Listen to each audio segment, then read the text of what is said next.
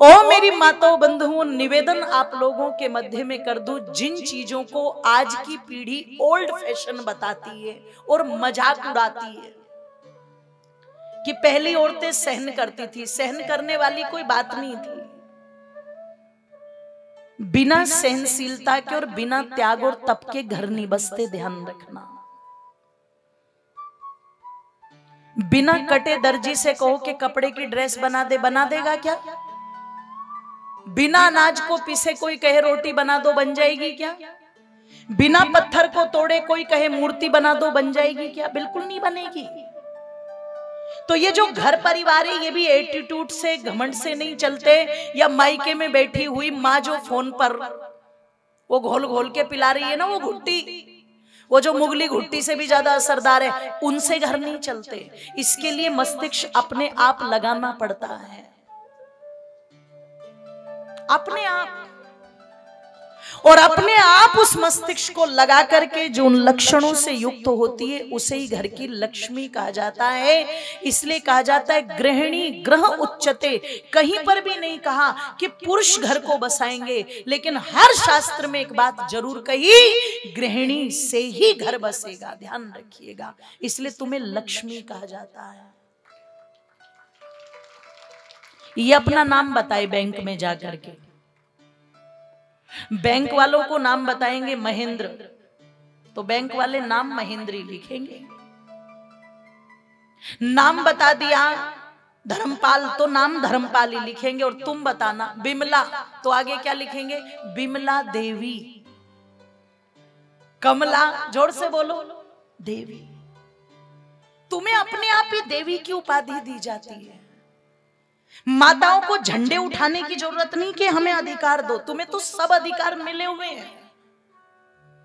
पर वही चीज है ना, फ्री में कोई चीज मिल जाए तो उसकी कदर, जोर से बोलो, नहीं होती। एहसास ही नहीं है।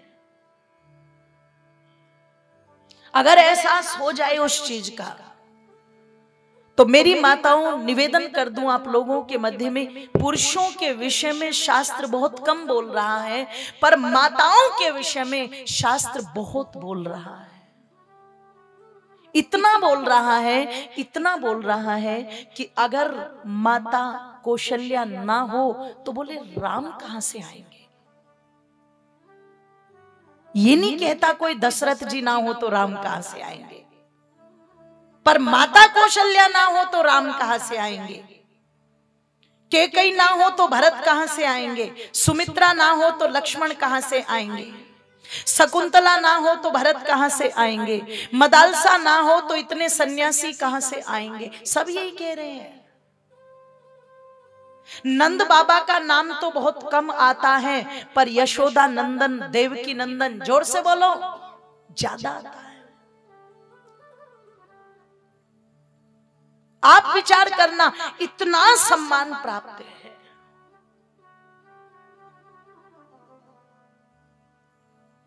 इसलिए कह दूं, गृह लक्ष्मी बड़ी चिंतनशील और मंथनशील यदि है तो वो घर को स्वर्ग बना देती है।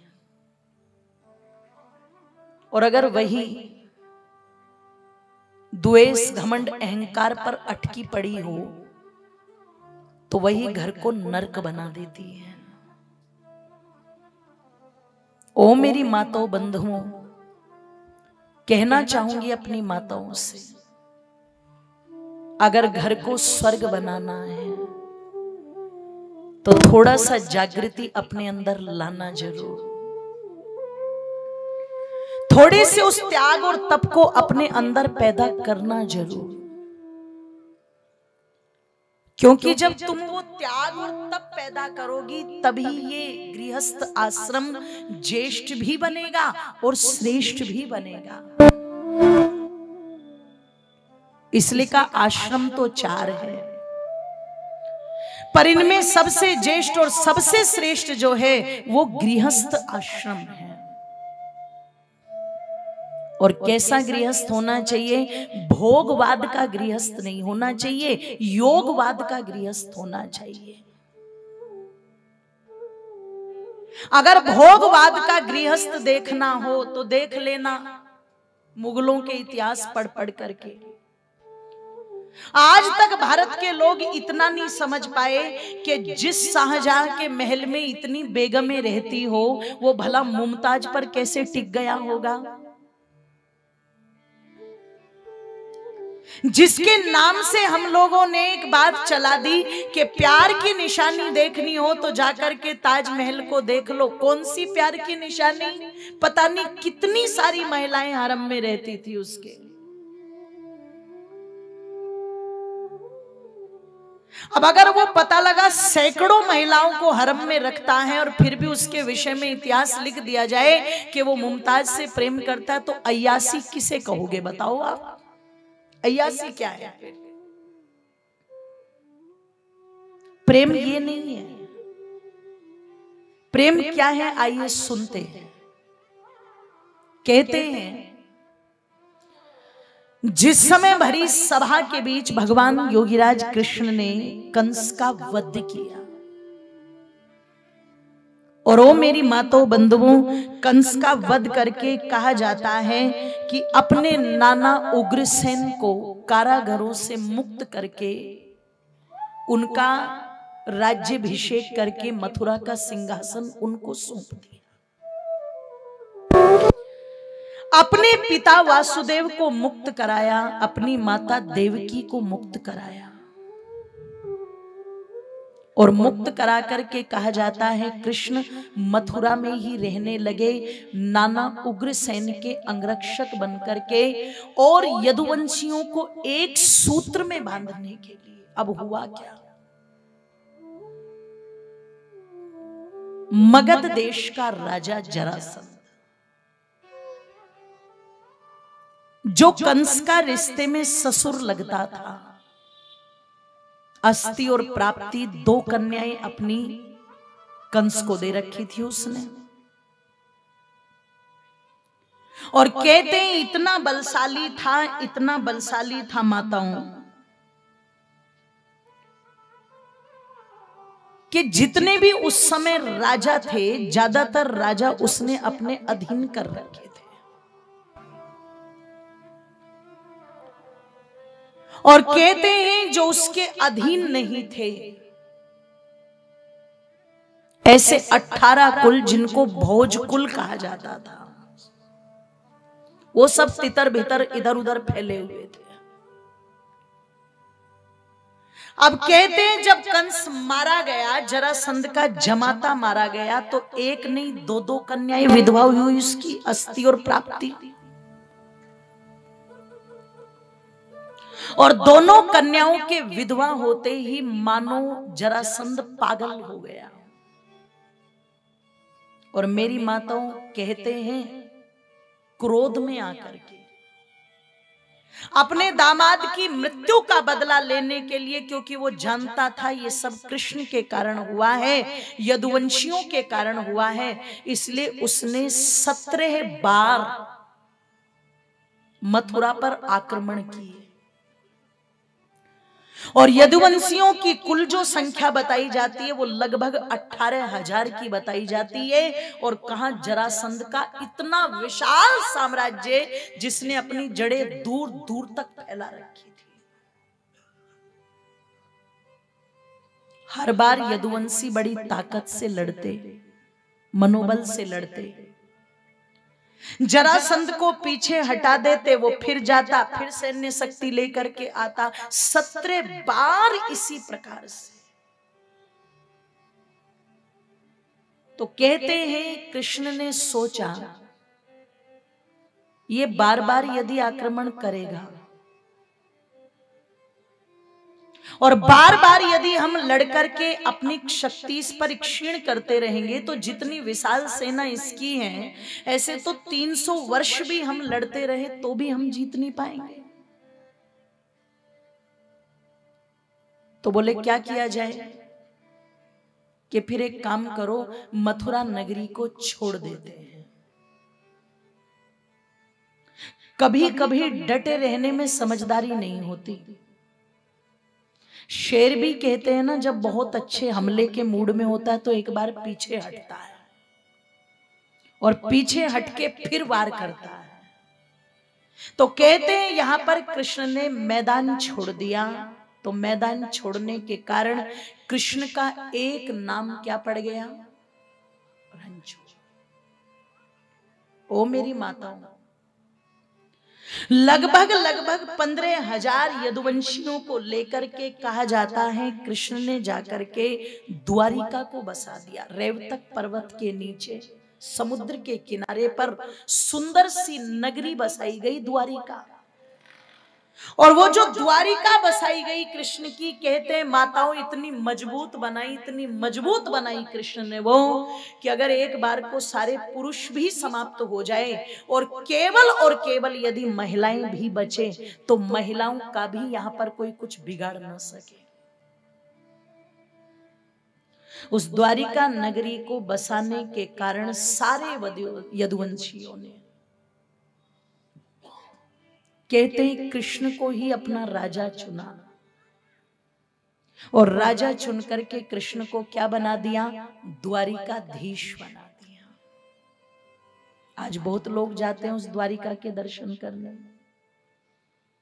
और कई बार तो शोध हुए तो पता लगा वही द्वारिका नगरी आज भी समुद्र की तलहटी में, जोर से बोलो, डूबी हुई है।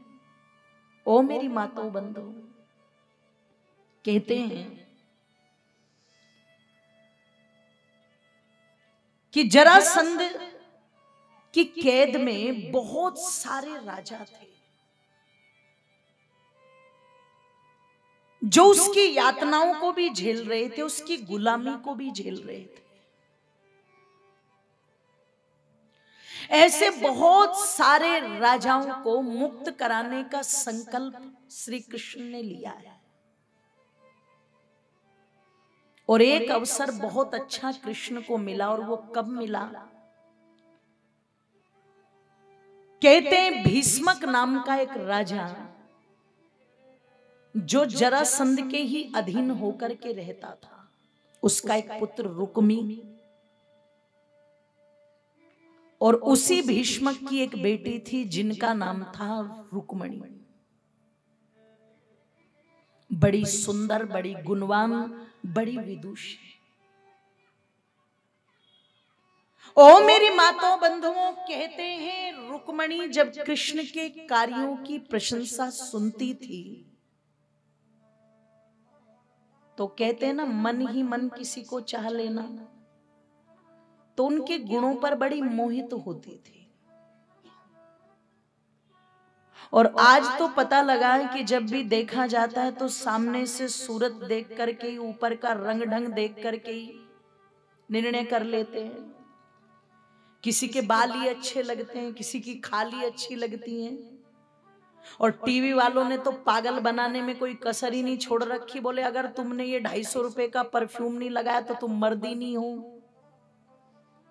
अब वो जैसे ही छुर छुर करता है तो लड़कियां इधर उधर से उड़ के आ जाती हैं, तो लड़कों को लगता है ये परफ्यूम छिड़क के ही बात बन जाए, तो क्या कहने। इसलिए जितने भी कुंवारे बेचारे छिड़क छिड़क के घूम तो रहे हैं वो।